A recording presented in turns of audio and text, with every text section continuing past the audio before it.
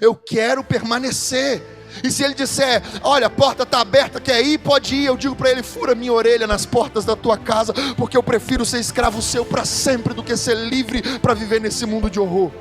Eu não tenho mais nada lá fora.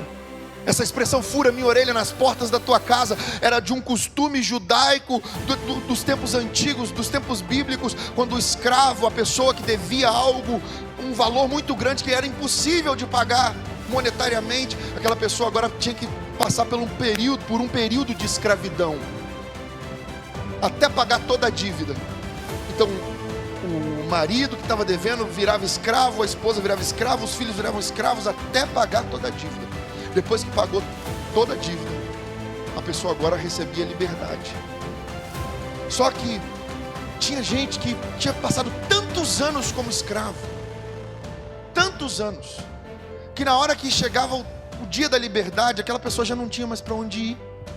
Ela já não tinha mais casa lá fora, ela já não tinha mais bens, ela não tinha nada. Ela ia lá para fora para poder passar fome, virar mendigo, não ia ter mais nada lá fora. Então, por lei, aquele escravo poderia recorrer ao seu senhor e dizer para ele, fura minha orelha nas portas da sua casa. E era uma cerimônia realizada em que o escravo ficava debaixo do umbral da porta, e o senhor chegava e ele tinha para esse lado voltar para dentro da casa, para esse lado ir para a vida dele, seguir a vida dele e não ser mais escravo. E diante do Senhor ele pedia, fura minha orelha nas portas da sua casa.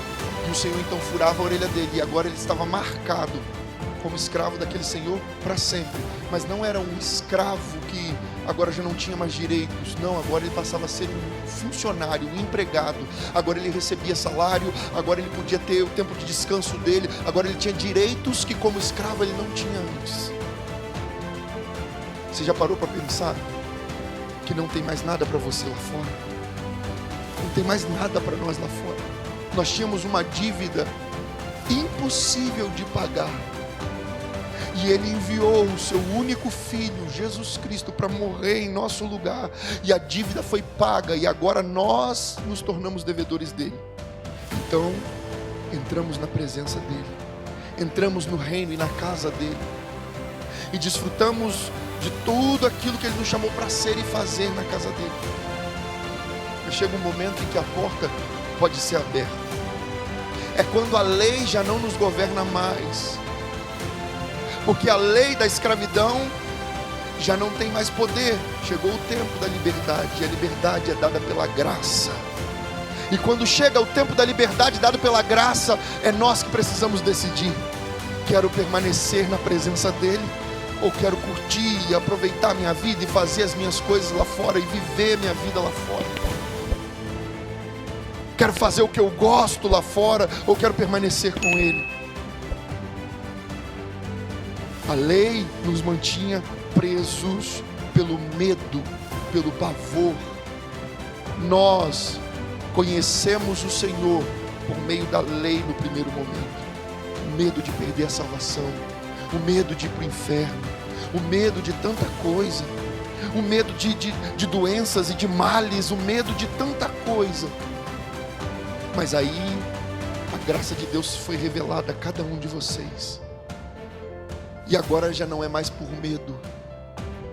Agora a porta está aberta. E nós é que temos que tomar a decisão: Senhor, eu não quero ficar por medo. Eu quero ficar porque eu aprendi que lá fora não tem mais nada para mim.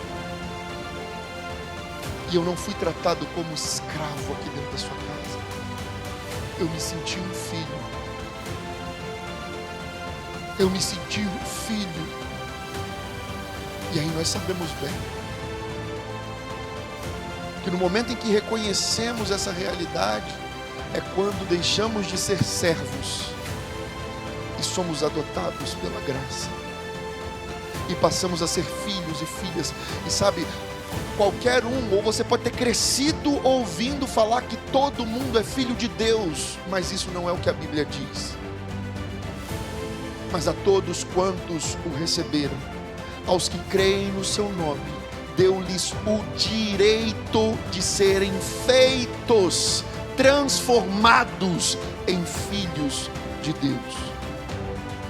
todos os que creram nele, em Jesus Cristo, todos os que o receberam como seu único e suficiente Senhor e Salvador, receberam agora o direito de serem feitos filhos de Deus, se tornar filho de Deus.